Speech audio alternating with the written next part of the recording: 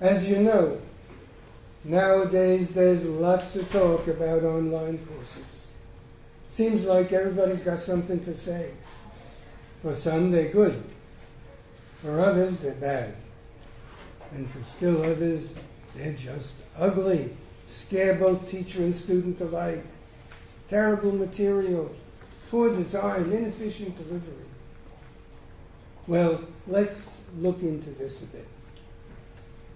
The pro-onliners insist that we have to get on the bandwagon because it's the 21st century and everybody's doing it. You know, putting courses online will have real advantages. They'll increase our visibility in the world of learning. They'll give proof of our pedagogical leadership, and they'll attract lots of students. Scores of people can't get to university education because they can't go to class, since they have work schedules that prevent it, commitments at home, medical reasons, or they just live too far away. So if we build it, they will come. And it'll boost our bottom line. Now, the anti-onliners argue that those courses can't compete with classroom courses because students learn best when they have face-to-face contact with the teacher, when there's effective social interaction, and when there's a real give and take of ideas, especially in the humanities. And those who don't want to know from online courses also point to the enormous cost of putting on a really good show. And it is a show. A show dependent on the cooperation of a supportive administration, well-prepared faculty, course design specialists, multimedia specialists, and skilled marketers. Obviously, the cost of mounting a show like that would be huge. Taken as a whole, you know, online education is big business.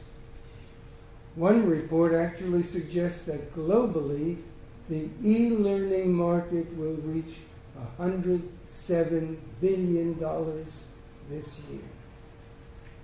Now, if the cost of creating a first-rate online course will be high, what will happen to the course if lots of students drop out? So if we build it and they come, will they stay? And will they tell their friends to come next year? Just too much uncertainty. Well, when I read the enthusiastic pieces promoting online education, I always recall what took place in 1857 when a new technology was introduced in Argentina.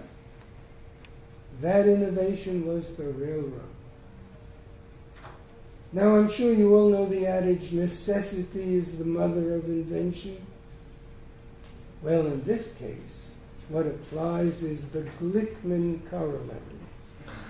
Invention is the mother of necessity, which means if they make it, you just need to get it.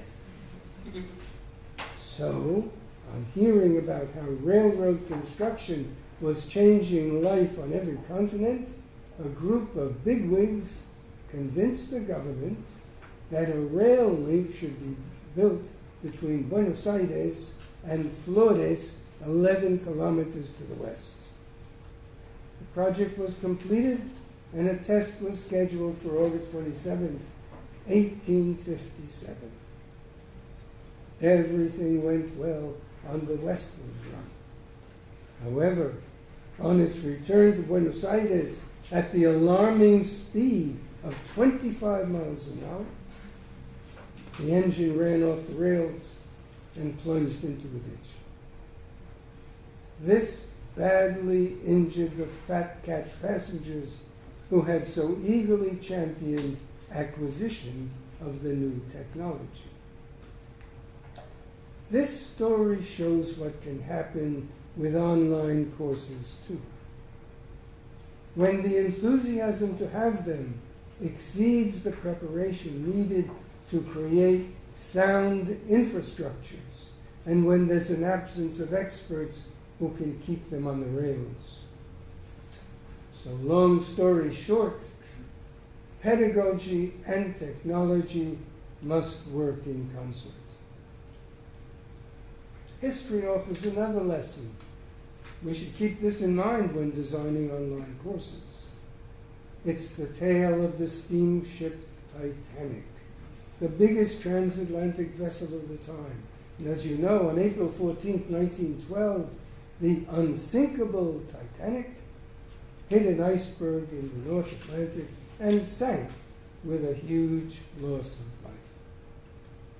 That happened because of serious design flaws, use of second-rate materials, and the fact that the owners didn't provide enough lifeboats for the number of passengers on board, or ensure that people in steerage could get up to the deck to seek salvation.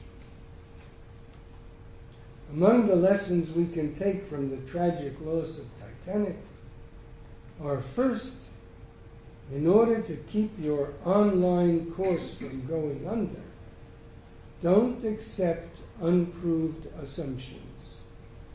Assumptions as though they were evidence-based truths. Make sure that your design is flawless, that its smallest components are top of the line, and that there's no chance of causing anyone harm, academic or financial, because of something you do or fail to do. Now that's nice to say, but how do you do all that in online education? Well, in 2004, T.S. Roberts said, "Many institutions and educators have been caught largely unprepared for the radical changes forced upon them. Research into teaching and learning techniques that are effective in the online environment is therefore both urgent and important." Roberts' statement still rings true today. But when the possibility arises that faculty members in a given department might be required to create an online course, it tends to send shivers up the communal spine. And here are some of the fears that arise. If one course in the department is required to go online, will this lead to creeping onlineism and ultimately oblige every member to go online too? And will such a move cause dissension in the department? There's plenty of reason for this to happen. Some members of the faculty will be resentful because they don't believe in this kind of teaching. Others because they're unfamiliar with the complex mysteries of digital pedagogy. And still others because they fear that the product of their years of intellectual inquiry might be used by others and even modified without their permission. And what about the finances, the remuneration, the money? And if onlineism becomes the fashion of the day, will the department, now undermined by resentment, discord, and pessimism, be brought to the point of collapse? I'm sure nobody will do a happy dance over that. Today's trends tell us a lot. As you know, miniaturization is now a fact of life. For example, in the corporate world, not only has there been a downsizing in the organizational structure and the number of employees, but there's even been a contraction of corporate names into minuscule acronyms. So Kentucky Fried Chicken has morphed into KFC, Standard & Poor's into S&P, and the Hudson's Bay Company into HBC. We've witnessed a concomitant compression of military assemblages Large armies have been supplanted first by compact fighting units, then by tight bodies of special ops, and among our fiercest enemies, by individual suicide bombers and IEDs. We've seen a similar trend in communications. In computer hardware, for example, huge mainframes have been successively replaced by desktops, laptops, tablets, smartphones, Apple Watches. And imagine those 256 gigabytes of data that you generated can now be stored in a tiny memory stick. And as you know, small has also become a dynamic area of interest in science, where fields such as genomics and nanotechnology are under intense study by the research community. And sadly, where our governments are cutting back on the funding necessary for those fields to develop as they should. So in the worlds of business, the military, communications, and science, miniaturization has forcefully intruded into the lives of us all. Even the universities are downsizing. In staffing, for instance, employing contract labor is preferred to hiring permanent party and tenure-track faculty. How then will onlineism combined with miniaturization affect us all? Some people think that if things are getting rough now, thanks to those budget-minded administrators, they'll get worse in the future. One of the fears that arises in the minds of instructors who teach online courses is that they'll be obliged to grade massive amounts of written work. Oh, don't worry, they're told. Peer evaluation will take a lot of pressure off the grading process. And in addition, a private company could be brought in to give and correct tests and even manage the course.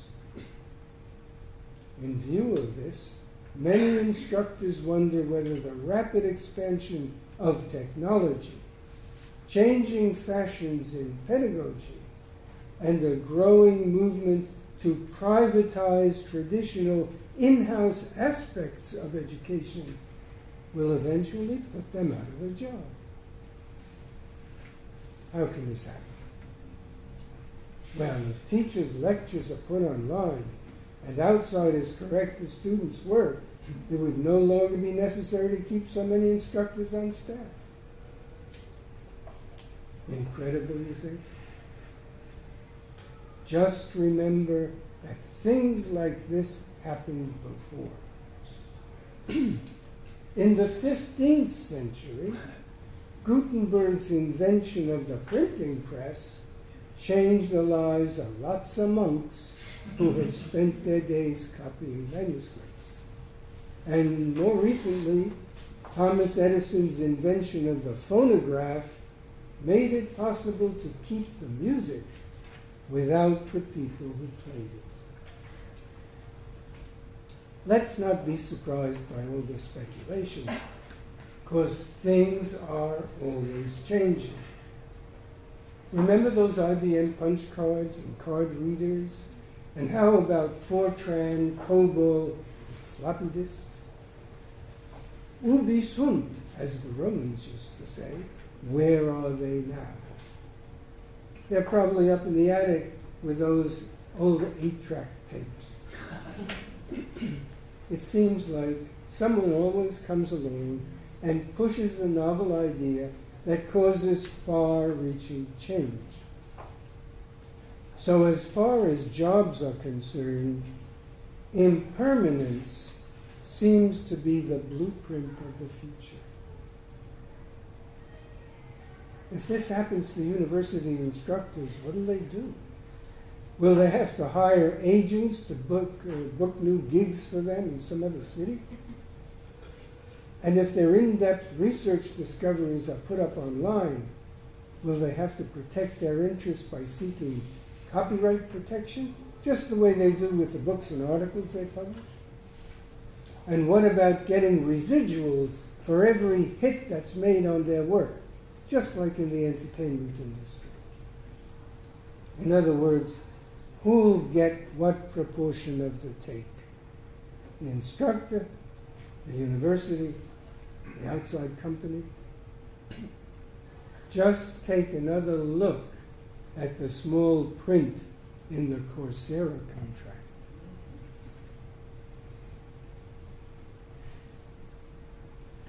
Of course, to lessen the likelihood of winding up jobless, we can introduce a blended course. As you know, a course of this kind allows the student to learn through online computer activities as well as through attendance in the classroom. This type of pedagogical vehicle is particularly valuable in the humanities, where classes tend to be smaller than in the sciences, and where it's especially possible to stimulate critical thinking, enthusiastically exchange ideas, and experience face-to-face contact with the teacher. With a blended course, both the teacher and the student work in a more comfortable environment than in fully online courses. For they have one foot in novelty, their online work, and the other in the familiar, their work in class. Now, before I spoke about minimization. Well, in addition to minimization, another trend today is the ceaseless rush of novelty that overwhelms us. New products, new concepts, new fashions, new turns of phrase. All of this relentlessly besieges us. So much new all the time that the effort to keep current takes our breath away. Just to learn the latest lingo, just to keep in touch with developments in science, business, the arts, just to keep up with the news that's always breaking. All of this is a daily marathon that we run. So much to see, so much to learn, so much to do, so much, so fast. So in addition to novelty, speed is constantly with us too. Merchants machine gun their ads to us on radio, television, the internet. Family, friends, and spammers ring us, text us, email, tweet us. The world is full of movement, and we must move in concert with it. Although students live this kind of fast-paced life, and they're accustomed to its pressures, let's remember that too much novelty and too much speed can be damaging factors when we design our online courses. They shouldn't move so slowly that they engender tedium, nor too fast or innovative to hinder thorough learning. However, there are two areas where velocity is indeed important: navigation and functionality. In digitally mediated courses, delays due to poor plotting lead to irritation first, frustration next, and ultimately sufficient dissatisfaction for students to drop the course. The same is true of flawed functionality, because students expect everything to work perfectly where computers are concerned. So it's critical to ensure that movement from link to link is simple and swift. Therefore, creating barrier-free digital architecture is a sine qua non when designing online and blended courses. In examining trends in the world today, we find that competition is also ubiquitous. We see it in almost every area of activity. Take television, for instance. Here are three of the many, many programs that illustrate the point. Dancing with the Stars, the voice. And just to be sure that the next generation quickly becomes attuned to the reality of competition, the program Toddlers and Tiaras teaches our kids its meaning in early childhood. At the university, students take specific courses for various reasons. Whatever the case, the overriding factor in their minds tends to be grades. Competition among their classmates is intense in this regard, because success in their future often depends on the grade point average they attain today. Well, in a way, that's good, for life in the world of work to come will also be highly competitive. There, they'll be constantly inspected, scrutinized, examined, and judged. Especially in large online courses where grades depend on a great deal of correcting, teachers often use multiple choice or true and false questions. These testing mechanisms reduce the time they must devote to scoring. But as we've already seen, another remedy for the correcting challenge is to use outside services like Turnitin and Coursera. But currently, the untraditional assessment tactic of peer grading is also being utilized. Where peer grading is used, though, even with assistance from carefully formulated evaluation rubrics, the likelihood is that this method of assessment will create more problems than it solves. And here are some of the reasons. First, the grader's lack of adequate knowledge of the subject. Second, the grader's insufficient mastery of the evaluation process itself. Third, the grader's personal biases and rivalry for high grades. And fourth, the grader's reluctance to take time away from their own work to grade someone else's. For reasons such as these, I'm not yet convinced about the advisability of using peer grading in humanities courses. A view of society today shows that another mode of conduct has come into favor, especially in the business world: collaboration. This concept has become so popular that even when we prepare our CVs and our letters of application for employment, we not only stress our ability to work efficiently alone, but also highlight our excellence at teamwork. Employers like to hear this. And these days, teamwork is an activity that many educational theorists also tend to support when discussing higher education. Collaboration in fully online courses, however, must be done largely through media such as conference calls, Skype, FaceTime, group blogs, chat rooms, and so forth.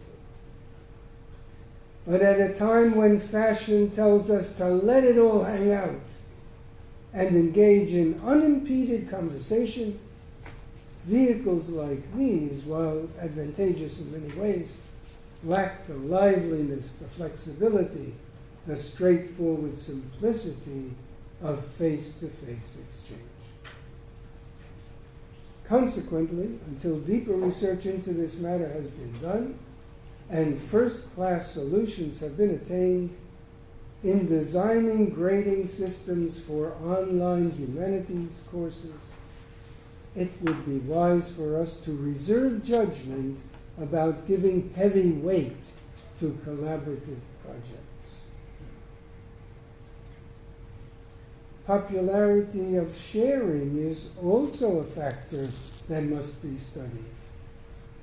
Today's students are accustomed to sharing all sorts of information with friends, with relatives, with associates, and they'll probably want to share in their courses too. The problem that arises, however, is that if answers to test questions and solutions to problems are shared, the accuracy of grades and certifications can be distorted, thus misrepresenting the competency of the students and compromising the value of the degrees awarded by the university. Therefore, this type of sharing must be diligently monitored. So in every facet of course activity, what we have to do is find accurate ways of determining the true nature and degree of student learning. And this must be done within the scope of the digital environment toward which our courses are now moving. However, in any case of course creation, what is of prime significance is utilization of effective teaching methods. Thus, reference to the learning teaching lessons that are described in works such as Bloom's taxonomy is an essential first step in the process. It must be noted, though, that pedagogy, in other words, the leading of children along an educational path, must be augmented by what Malcolm Knowles termed andragogy, the leading of adults in the search for knowledge. But let's remember, youngsters do not suddenly become adults by entering university. And adults of all ages never lose all of their childhood traits and leanings. Therefore, it's my belief that in our design of university courses, be they online or classroom in nature, we must blend our skills at pedagogy with those of andragogy and produce a teaching style that I would call unigogy, a method appropriate for utilization with a broad spectrum of people who take university courses.